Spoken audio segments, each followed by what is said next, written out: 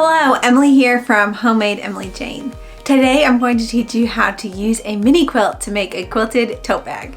The quilt I'm using to make this quilted tote bag is the Paradigm quilt pattern, and it looks like this. This is the pillow size. You can make yours with whatever mini quilt you want. And it can be whatever size you want as well. You should be able to follow this tutorial to make any mini quilt into a tote bag. This tote bag tutorial is perfect for a sewer of any skill level and is a really great one for beginners if you want to learn new techniques and skills. It's a fun way to combine sewing with quilting as you turn your quilt into a functional tote bag. You can use your quilt as you go to the beach or the pool this summer, or maybe even on a weekly grocery trip to put your groceries in your bag as well. Because it is completely made out of fabric, it is totally washable, so it's really great for something like that too.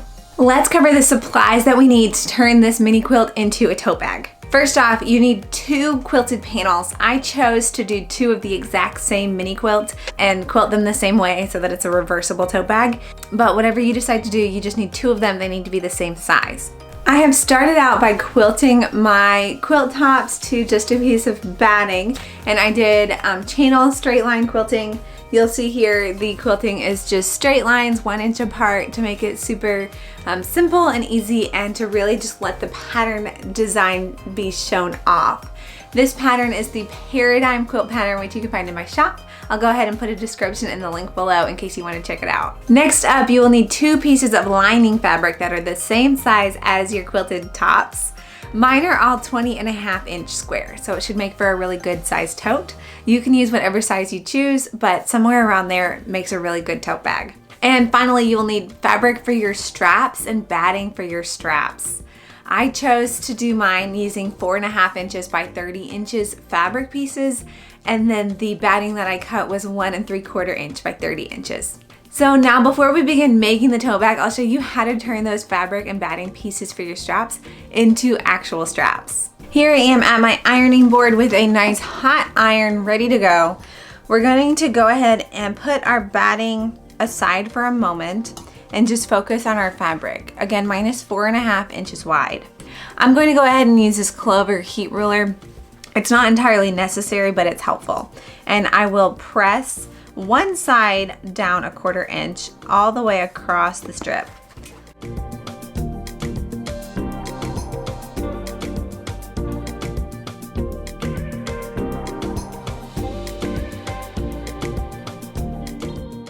Once you have that first edge turned over 1/4 inch, we'll go ahead and place our batting on top. I like to do it about 3/4 inch from the raw edge. And then we're gonna fold it to make sure that that distance works for what we're going for. So we'll end up folding this side over, and we'll want that edge to meet right where the batting is, just as a check to make sure that the batting is in the right place. We'll go ahead and unfold it now that we know that the batting is placed correctly, and we're going to fold the raw edge up. Now from here, we'll just go ahead and press so that it's nice and snug up against the batting.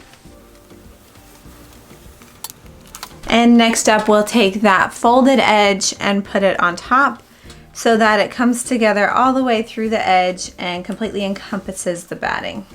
So now our batting is completely enclosed inside of our fabric to make the strap, and we'll just press it to make it nice and crisp. As you can see, we have both straps here that have been pressed. Next, we'll stitch them together. You can use pins or clips here if you want. I'm just going to feed it through the machine, the sewing machine, and stitch 1/8 inch away from that side, and then again on the other side.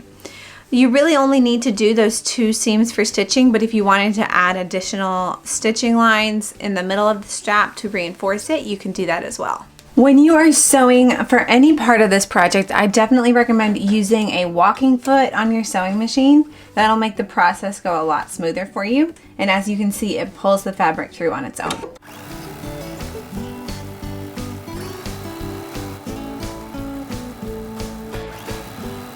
Once both of your quilted tote bag straps are done, you'll go ahead and just set those aside for now.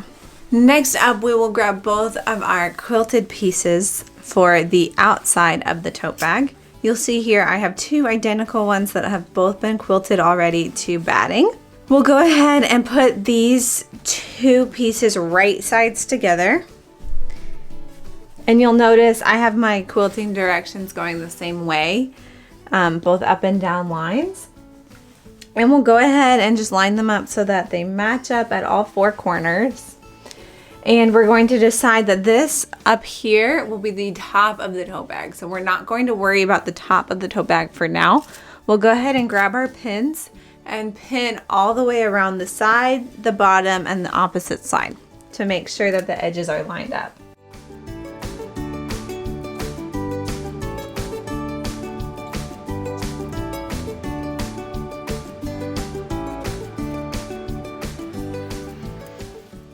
So now we have pins along both sides and the bottom for our outer fabric, and we will go ahead and do that same exact thing with our lining fabric.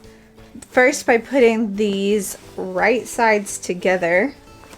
Once they are right sides together, as you can see, we have the design on both sides there. We'll go ahead and pin around 3 sides here as well. Now we are going to stitch along the side and the bottom and the other side for both the lining fabric and the quilted outer fabrics. But the only exemption is when we are stitching on the lining fabrics here, we are going to leave about a 6-inch opening at the bottom or along one of the sides, whichever you prefer, so that we can use that to turn the whole tote inside out later on. Using a 1/2 inch seam allowance, go ahead and stitch around the 3 sides of the outer quilted fabrics.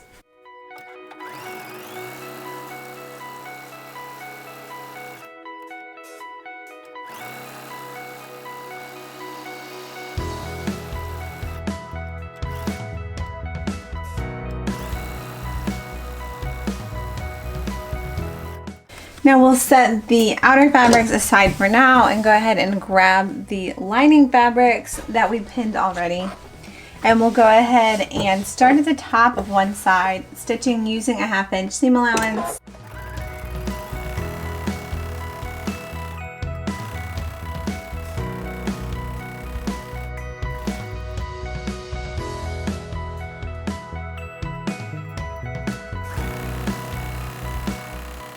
Now you'll see we'll go ahead and stop, leaving the opening in the bottom of the bag here. But before we cut our threads, we will also just stitch in place a few stitches that reinforces this from coming undone later. And then we will move our fabric about 6 inches down and pick back up, starting with some reinforced stitches in place. And then stitch all the way back around to the top of the lining.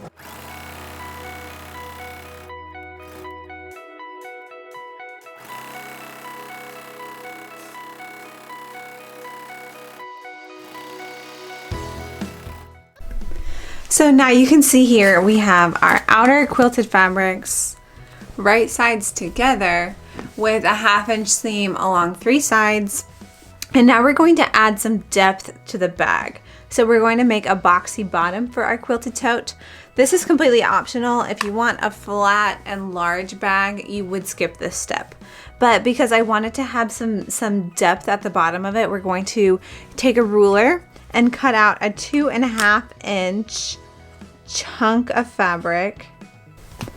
So we went ahead and cut a 2.5 inch chunk out of the corner here, and we will repeat that same thing for the opposite bottom corner.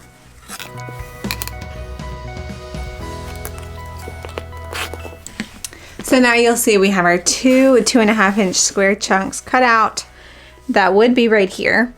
And now to make it 3-dimensional, this part will actually be the bottom of the bag, and then these will be the sides. This is the really fun part. We go ahead and pinch it open so that the corners of the thing that we just cut become the next seam. So we go ahead and match up the side seam and the bottom seam. Go ahead and pull both of those open, and we'll go ahead and pin this in place.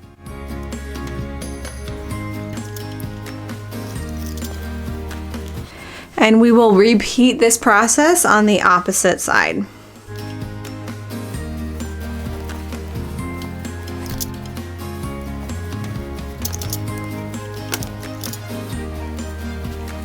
So now that we have the bottom of the bag really like turned into a boxy bag, you'll see that it is now 3-dimensional.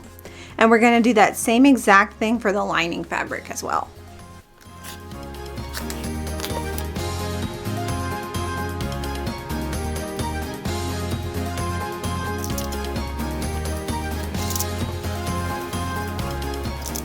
You will notice here as well, we have the two corners pinned and the bottom of our bag has this giant hole in it, and that is completely on purpose. We will use that to turn the bag inside out later on. So now we take those corners that we have just pinned in place and stitch using a 1/2 inch seam allowance right across, being really careful to keep the seam open on the back side so it doesn't get turned over and make a lot of bulk. You'll definitely want to reinforce the stitches at the beginning and the end of the seam.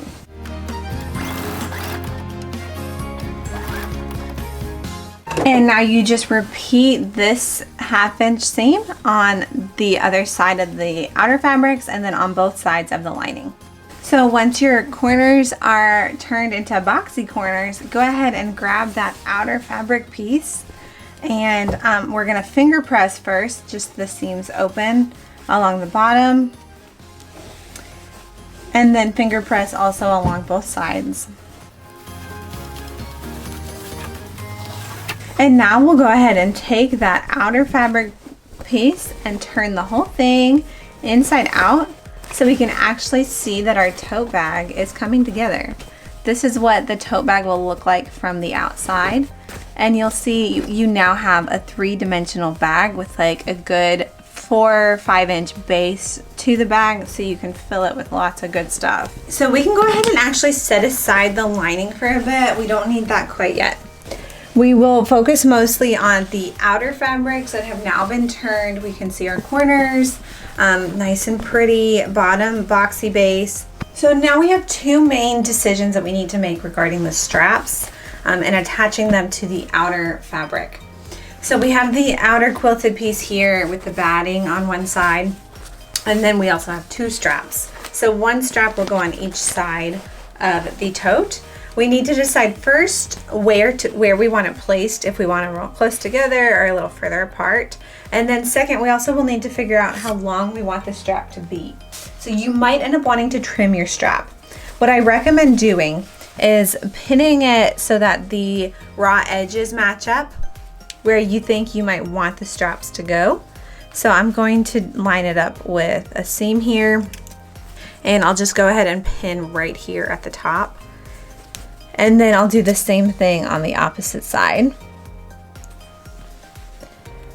And then go ahead and hold the bag up with the strap on your body and see if you like how long the strap is. So I'll pin both sides and then do a little model. So now you can kind of see where the straps will be sewn onto the bag, and you can take a look at it and decide how long you want the straps. I've decided I want my straps a little bit shorter, so I'm going to trim it to about like 27 inches per strap. So once your straps are trimmed to the size that you want them to be, you'll go ahead and repin them back onto your quilted tote bag where you wanted them to line up. And this time I'm going to place the pins towards where I'm going to stitch the seam.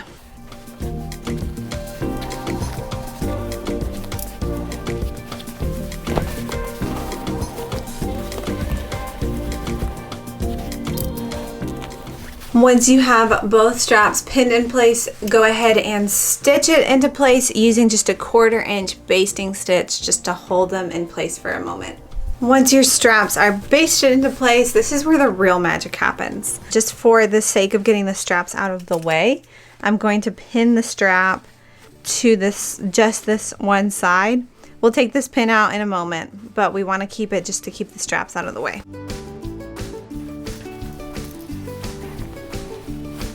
So now we grab our lining fabric.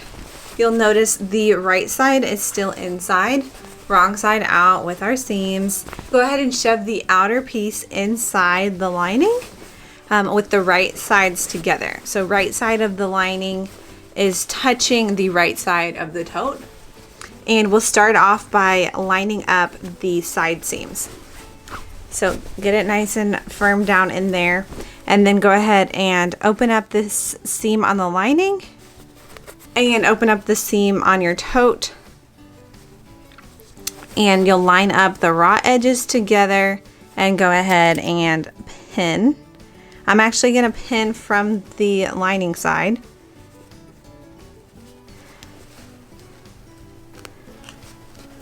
Just like that, and I'm going to pin it on each seam allowance just for good measure. And then we'll go ahead and do the opposite side. Now that the two sides are pinned, go ahead and pin all the way along so it's one big circle. Once it's been pinned all the way around the top of the tote bag, go ahead and bring it to your sewing machine, and we'll stitch a 1/2 inch seam allowance all the way around. And that is where it becomes super handy to have this hole down at the bottom of the lining. Now you'll see we have our tote bag ready to stitch this big seam across around the entire top of the tote bag. I'm going to go ahead and I'll show you. I've taken off the extension table on my machine, so I just have the free arm here, so it's a lot easier to sew. I go ahead and tuck this inside the free arm, and I'll start right here at one of the side seams. Make sure that we get the seams folded under the way that we need to, and go ahead and stitch using a 1/2 inch seam allowance.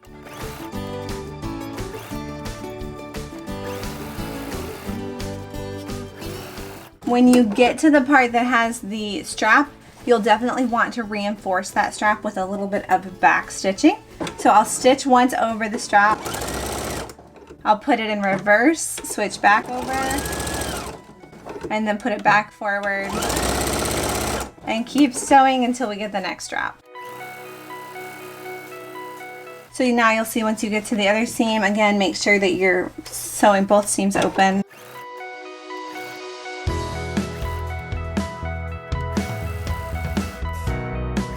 So now you'll see we've sewn all the way around with our seams open on both sides, and we have that reinforcement along the straps.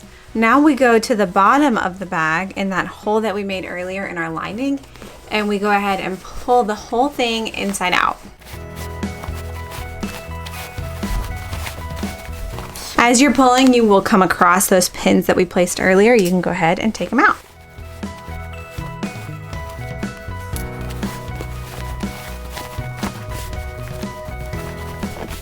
So now you'll see that lining can then go inside the tote, just like that, and we have our straps up here. But before we do that, we're gonna grab that lining. We have that big hole in the lining. We're gonna go ahead and close that, either stitching by hand an invisible stitch, or you can go ahead and grab your pins and just stitch a very small seam on your sewing machine. Now I've stitched that opening closed, and we're going to go ahead and shove the lining inside the tote bag.